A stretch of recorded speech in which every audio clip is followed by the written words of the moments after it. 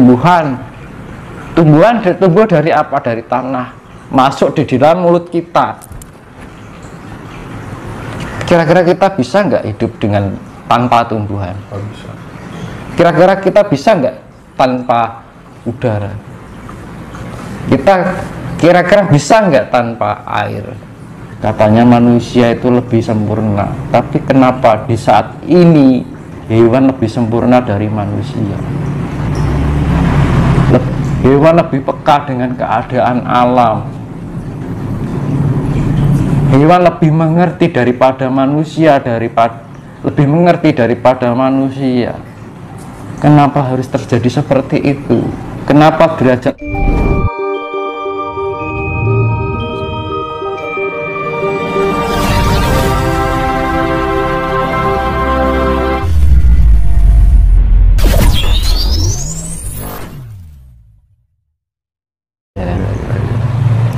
sekarang dunia kita Jawa tidak diarani wong Jawa lali Jawani, wong Jawi dadi Jawan. Jawi itu bisa mengenal Jawa yang sebenarnya atau sejati. Nek Jawan itu mung elon-elon, mergone apa ora kadunungan sejati. Nah, istilah pengertian wayang sebenarnya itu leluhur kita lebih pintar, lebih cerdas. Ada nggak negara lain bisa membuat filosofi yang diwujudkan dalam bentuk wayang? Lebih lengkap nggak dari budaya Jawa? Dikenal dari seluruh dunia, dikenal apanya? Kan budaya. Neng saiki wong ora ngerti budaya itu apa.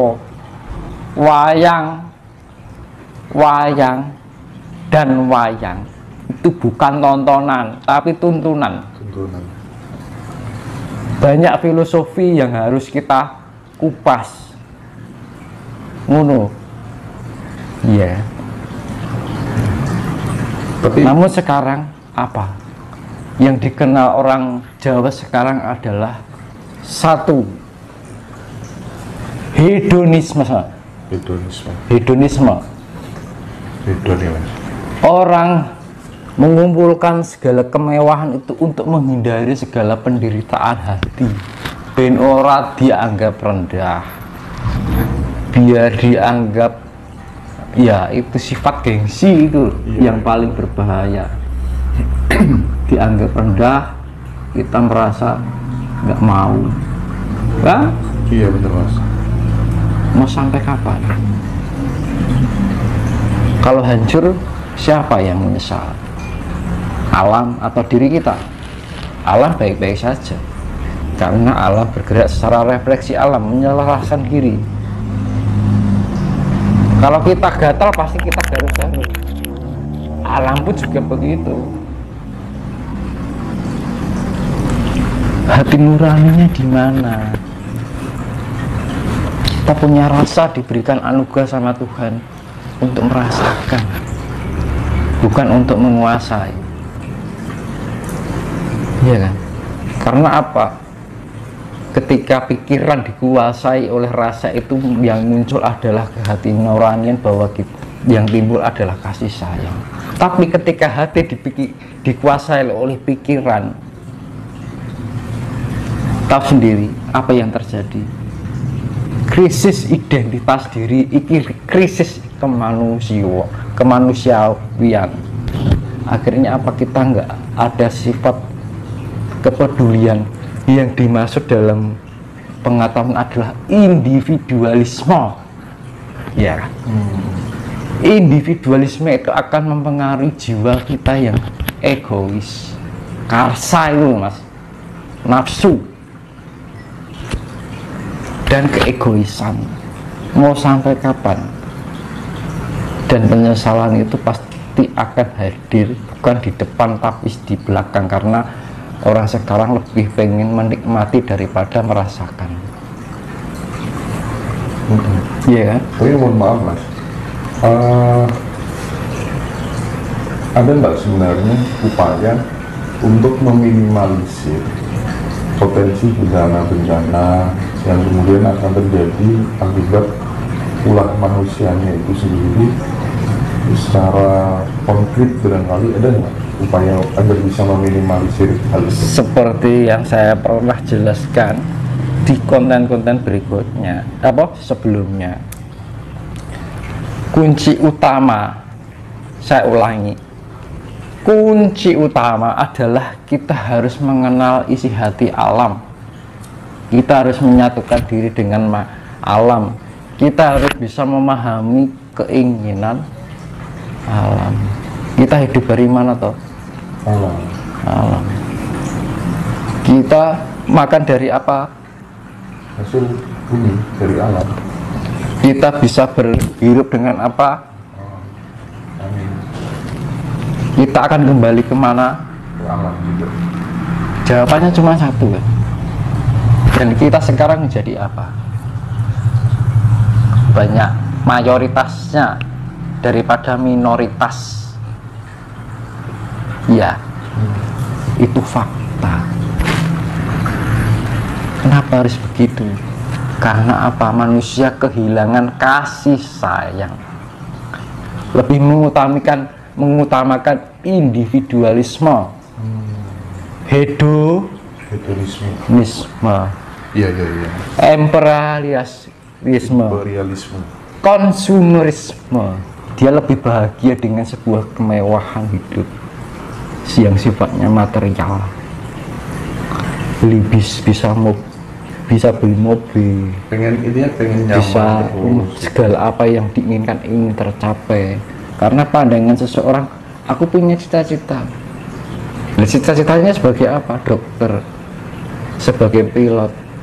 Namun tipis sekali ketika orang punya harapan, saya ingin menjadi orang yang berbakti pada Tuhan. Saya ingin menjadi tangan panjang Tuhan. Tahu artinya tangan panjang Tuhan?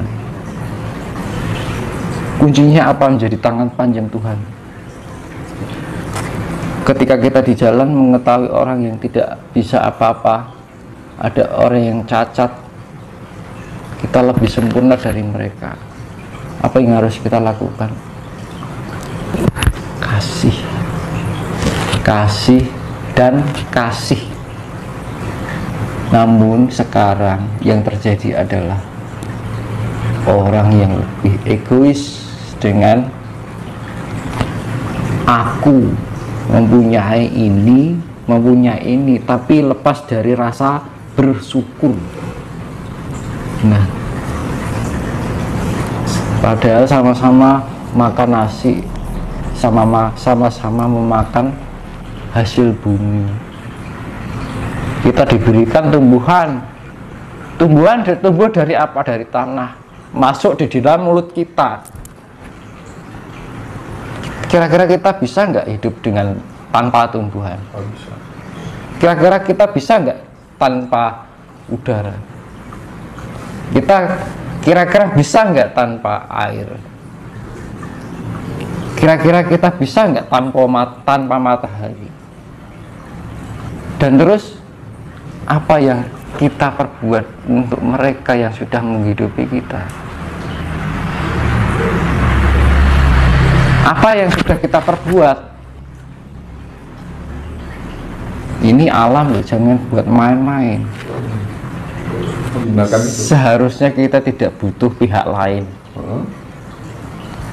Yang kita butuhkan adalah pihak diri. Yang menyelamatkan kita sendiri adalah bukan orang lain. Yang menyelamatkan diri kita adalah diri kita sendiri. Orang lain hanya bisa memberikan suatu arahan. Namun kalau kita nggak bisa tumbuh dari dalam diri kita sendiri, impossible. Kita diberikan otak buat berpikir, diberikan hati untuk merasa, diberikan jiwa untuk memiliki nurani, diberikan raga untuk kita bisa berbuat. Demi apa? Demi kasih sayang. Namun apa? yang terjadi adalah individualisme. Itu yang menjadi dampak globalisasi. Akhirnya kita mementingkan diri kita sendiri, kelihatannya baik, tapi ternyata adalah pamrih. Di mana sifat kemanusiawiannya? Di mana letak kemanusiaannya? Katanya manusia itu lebih sempurna, tapi kenapa di saat ini hewan lebih sempurna dari manusia? Hewan lebih peka dengan keadaan alam. Hewan lebih mengerti daripada manusia, lebih mengerti daripada manusia. Kenapa harus terjadi seperti itu? Kenapa derajat manusia lebih rendah daripada hewan? Saya utarakan sini, itu kenyataan. Iya benar.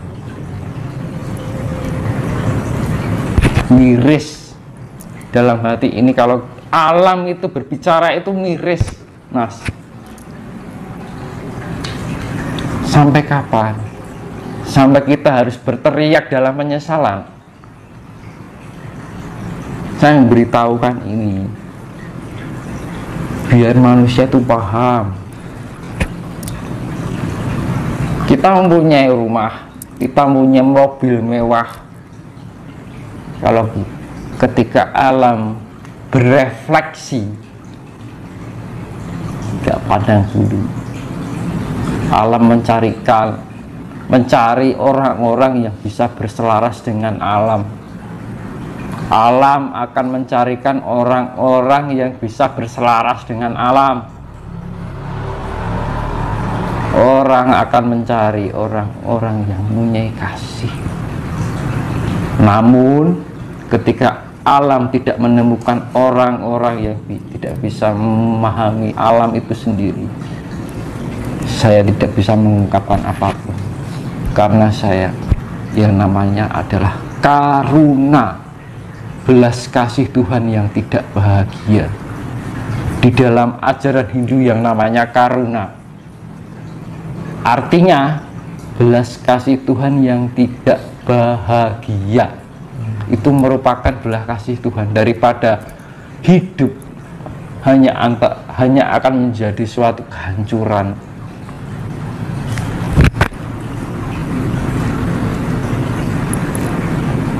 Perbaikan jalan satu-satunya adalah itu. Kadang-kadang kita kasihan, tapi mau gimana? Aku pernah ditanya,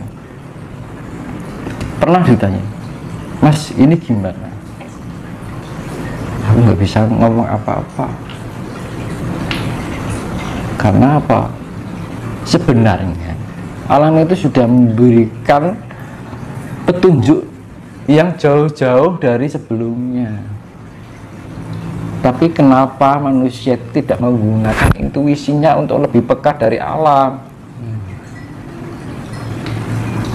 Segala sesuatu penyesalan pasti nggak mungkin diketahui di depan, tapi penyesalan itu pasti diakhiri dengan teriakan hati. Penyesalan, orang mungkin diboburi, nggak mungkin jatuh di belakang, di depan pasti jatuh di belakang. Dan kenapa harus seperti itu? Karena apa? Yaitu tadi dampak globalisasi global. Karena pengaruh apa? Bukan dari Nusantara, tapi dari negeri lain. Modernisasi negeri api, Mas. Itu imperialisme, hedonisme, ya kan? Individualisme, kapitalisme, konsumerisme, itu yang menjadi dampak. Seakan-akan kalau kita nggak punya mobil, nggak punya rumah, dianggap rendah oleh orang lain, akhirnya menyakitkan hati. Akhirnya timbul sifat gengsi. Nah, sifat gengsi ini loh yang menjadi penjerumus hidup kita.